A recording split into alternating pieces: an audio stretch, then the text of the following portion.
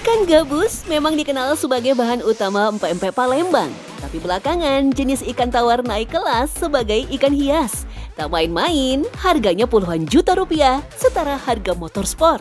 Jangan heran jika ikan rawa dari Indonesia harganya selangit di luar negeri. Pasalnya, ikan gabus punya khasiat tingkat tinggi. Di balik kampuhan si ikan mengobati penyakit mematikan, ada sosok para pencari ikan gabus yang terkadang luput dari perhatian.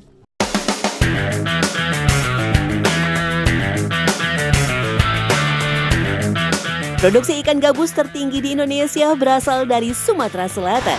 Si ikan pemangsa banyak didapatkan dari daerah luar Palembang, seperti di Desa Segayam, Kecamatan Gelumbang, Kabupaten Muara Enim, Sumatera Selatan. Habitat ikan gabus biasanya berada di danau, rawa, sungai, dan saluran air hingga ke sawah. Jika habitatnya mengering, ikan berupaya pindah ke tempat lain, bahkan akan mengubur diri di dalam lumpur. Tak heran jika si ikan kerap ditemukan di daratan, khususnya pada malam hari di musim kemarau, lantaran mereka mencari tempat yang masih berair. Namun di kondisi itulah justru memudahkan para pemancing mendapatkan ikan gabus. Jadi kalau sekarang karena posisi air di sungai masih tinggi, Mbak, kalau untuk memancing kita belum bisa karena ikan-ikan di sungai masih liar, belum berkumpul di suatu tempat. Nah, jadi salah satu cara di musim air yang masih pasang, kita biasanya mencari ikan gabus itu dengan cara menajur, Mbak. Metode tajur menggunakan bambu atau kayu panjang berukuran sekitar 1,5 meter. Umpan berupa ikan kecil atau katak dipasang pada ujung bambu. Kedua umpan disukai ikan gabus. Hanya saja jika menggunakan umpan ikan kecil seperti ikan seluang, tangkapan bakal lebih beragam. Tidak mesti ikan gabus saja, Mbak. Biasanya ikan-ikan lain seperti ikan baung dan ikan-ikan lain, Mbak. Yang sifatnya ikan itu adalah predator, Mbak. Kalau pakai kodok, rata-rata isinya ikan gabus semua, Mbak. Mencari tempat untuk menancapkan tajur tidaklah mudah. Tak semua wilayah di sungai atau rawa ada ikan gabusnya. Namun titik yang berlumpur, banyak tanaman air, dan tidak terlalu dalam menjadi ciri utama keberadaan target. Apalagi jika ada ikan-ikan kecil atau katak. Kemungkinan besar predator seperti ikan gabus eksis juga. Dan itu juga feeling, Mbak, kadang-kadang feeling. Oh, rasanya di sini tempat ikan biasa bersembunyi, dan itu sudah menjadi kebiasaan. Demi mendapatkan hasil tangkapan maksimal, tajur tak hanya dipasang di satu wilayah saja. Lantaran ikan gabus tidak setiap saat keluar dari sarangnya, apalagi jika cuaca ekstrim seperti hujan besar datang. Para pencari ikan gabus wajib memiliki perahu yang ramping dan kecil agar leluasa ketika memasuki rawa yang dipenuhi pepohonan. Belum lagi jika akar-akar pohon tersangkut di badan perahu, pencari ikan akan kesulitan menghadapi medan di sungai itu.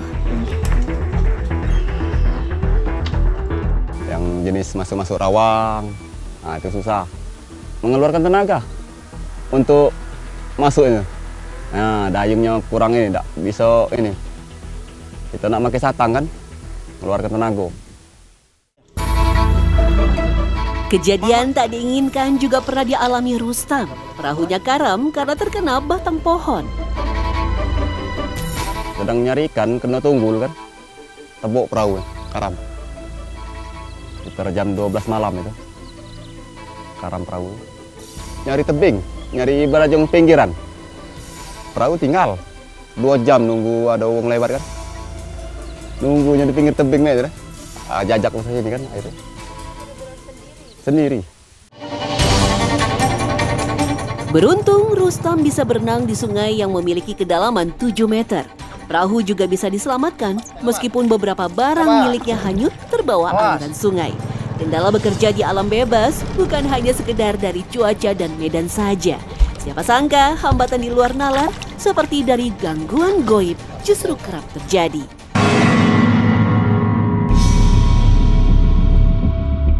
Ya, Rustam pernah dilempar pasir di siang bolong ketika berada di sungai. Padahal kala itu, ia sendirian di atas perahu yang jauh dari daratan. Kejadiannya cari ikan juga. Disiram dengan pasir. Di tengah-tengah lebak. Sama baik, kemana lah? Uji wong tuh ngomongnya tuh, ada yang jahil misalnya kan, kapan dilihat kiri kanan nggak ada orang, ya jenis pasir kamu nyiram banyak di atas kepala benar. Hal serupa juga pernah terjadi pada Ali yang perahunya mendadak bergoyang tanpa sebab.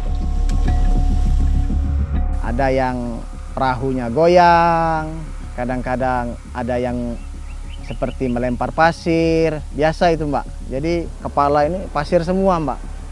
Padahal di tengah sungai Mbak.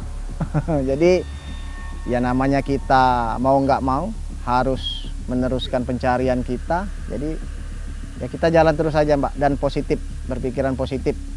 Yang penting kita tidak mengganggu alam mereka Mbak. Rela mencari ikan gabus hingga menyusuri ke dalam perairan sungai yang dipenuhi pepohonan lebat, Ali juga pernah mengalami kejadian mistis. Dia seringkali mendengar suara aneh dari dalam hutan, baik saat mencari ikan ataupun ketika sedang beristirahat di pondok. Suara budak nangis.